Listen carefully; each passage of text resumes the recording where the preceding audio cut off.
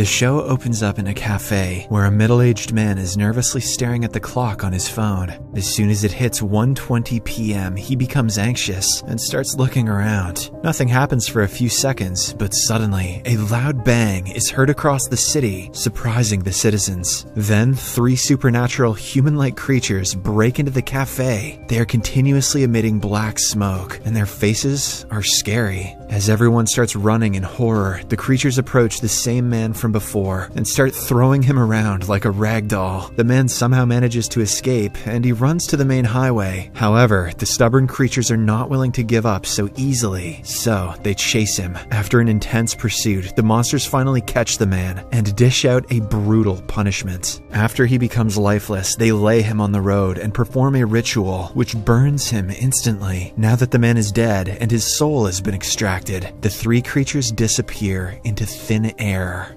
Monkey see? Monkey send your ass to hell, yeah. Meanwhile, we are introduced to Jung Jinsu, the chairman of a notorious cult group named The New Truth. He regularly preaches his theories and has gained quite a fan following. One day, he claims that sinister people are bound to be punished by God and sent to hell. He also reveals that whenever a person commits a sin, an angel-like figure will appear and tell them the exact time of their death. The scene then switches to a police station, where a laid-back detective, Kyung-hoon, arrives late at a case briefing. He notices that the entire police department is talking about the 3 creatures. Because the murder happened in broad daylight, many witnesses have recorded the incident. Kyung is taken aback to witness the supernatural beings, and after the meeting is over, he and his partner, Eunpuo, are assigned to investigate the incident. Wasting no time, the 2 detectives arrive at the crime scene and try to find some evidence. In particular, they look for footprints, but don't find any. They also can't find any traces of DNA. Hence, tired of all the dead ends, Kyung decides to ask help from someone who knows a great deal about the creatures. He is none other than the cult leader,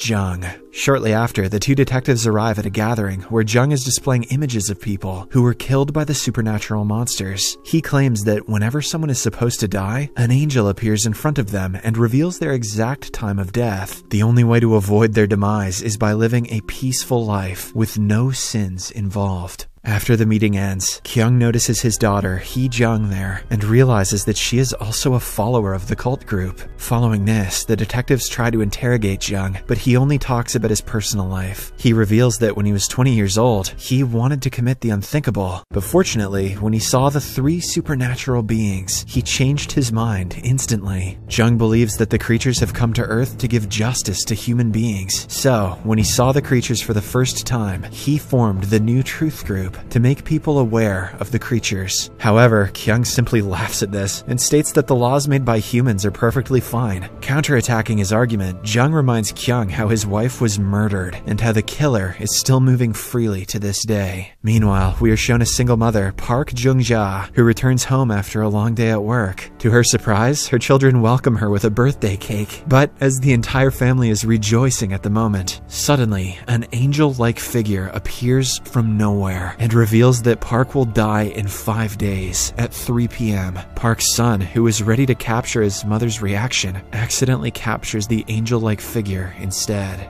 That birthday cake better be delicious. On the other hand, a popular live streamer is shown. He claims to be a member of another faction group known as the Arrowhead. Surprisingly, in this group, all the members are teenagers. They do not care about the law and always beat people up who go against their beliefs. It is also revealed that the Arrowheads are inspired by the ideologies of the New Truth. However, Jung asserts that his group is not associated with the Arrowhead. The following day, the woman from earlier, Park, meets up with Jung and reveals everything about the incident. She also shows the video evidence recorded by her son. After calculating everything, a confident Park gives her an offer. She will be handed 3 billion won, but in exchange, her death will be broadcast live on TV. Realizing that her sons will be alone after she dies, Park agrees to the deal. In the next scene, Jung arrives at Park's house with a check for 3 billion. By this time, several media personnel have already caught wind of this experiment. After the documents are signed, Jung looks around the house and curiously asks Park if she committed a crime to get into this situation. However, Park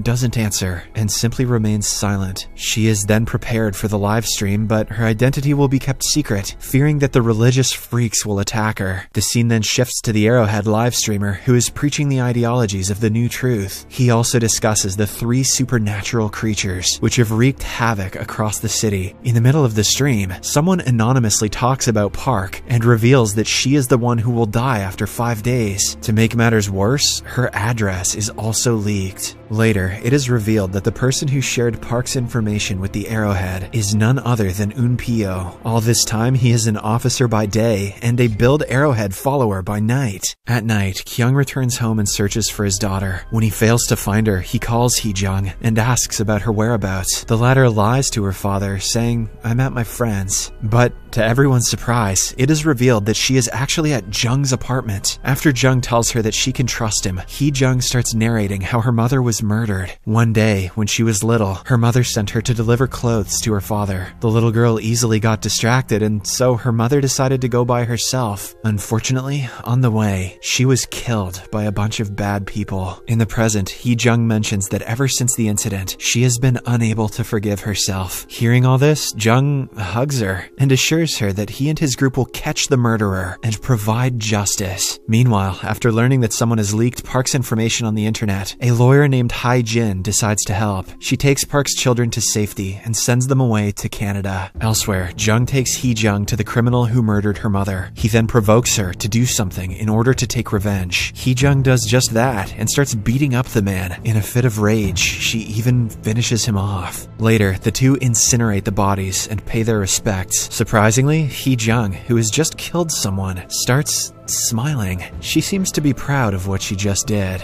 The next day, the police find the remains of the man in a charred condition, similar to what the supernatural creatures have been doing. This makes the general people believe that whatever the New Truth group were saying is true. Together, the Arrowheads and the members of the New Truth gather outside Park's house and demand she confess her sins before her death. Some of the Arrowheads also barge into the police station and attack them, demanding to release their fellow members. In the next scene, the day of Park's destined death finally arrives. We get to know that the demonstration is not only being broadcast on the internet, but also on major TV channels. A number of VIPs also arrive at the place, wearing masks to hide their identity. Turns out that they have paid a hefty price to watch the demonstration up close. Soon, Park is brought on stage, but she is too scared to speak. She simply waits for her impending doom. When the clock hits 3 p.m., nothing happens for a couple seconds, but suddenly, a loud bang is heard, and the 3 supernatural black creatures emerge through the walls. They quickly attack Park and throw her against the wall. Meanwhile, Kyung, who is witnessing everything, decides to take matters into his own hands. He pulls out a gun and hits one of the monsters with a few shots. However, as expected, it doesn't affect them at all. When Kyung tries getting closer to the creature, it simply punches him away. After a while, the creatures finish off Park and incinerate her. They then leave the scene by jumping and disappearing into thin air. Because of the strange occurrence, all the onlookers become terrified and bow down in respect. They start believing that Jung was right after all. The next morning, Kyung wakes up in a hospital, completely healed from his injuries. When he gets out, he learns that the entire city has become empty, as the residents are too scared of committing a sin. He then goes to his office and turns on the TV to watch Jung being interviewed by a news channel. During the interview, Jung reveals that the demonstration was just God's message, and that everyone should return to their normal lives righteously. He says, "I plan to look for God's traces until he calls me again."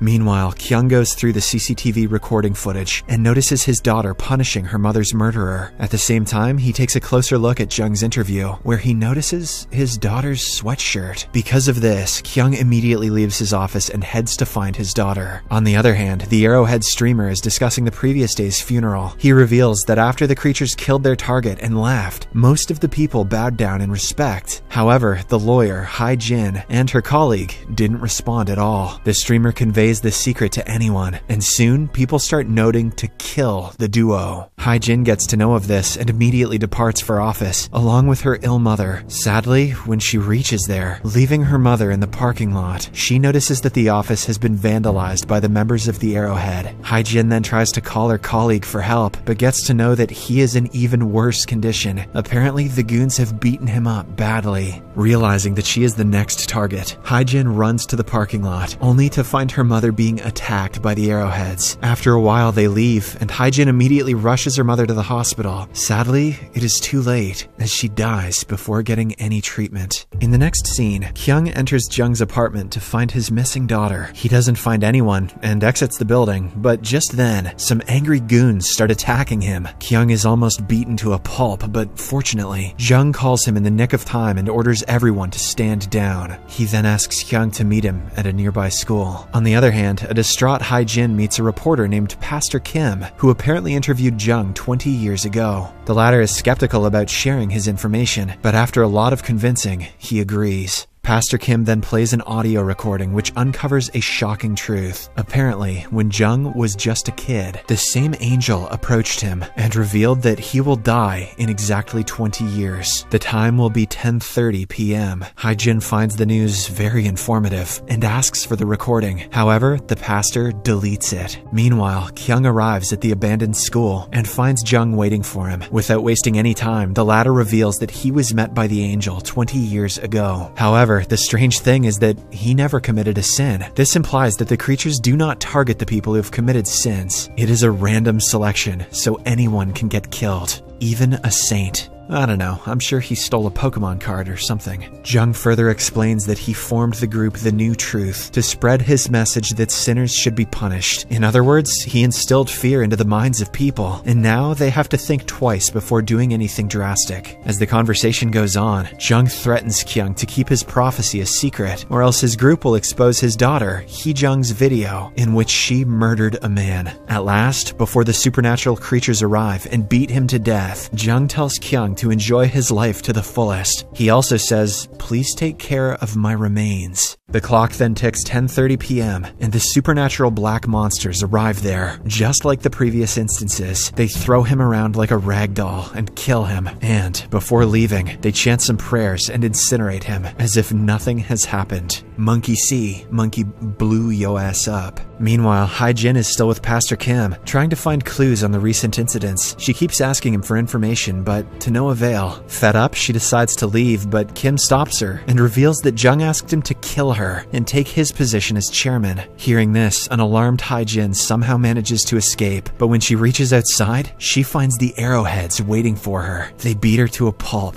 until she stops moving. In the last scene, Kyung returns home and finds his daughter waiting for him. Now he is faced with a serious challenge, as he has to keep his daughter's secret hidden. The episode ends as we see Hae-jin's body lying dead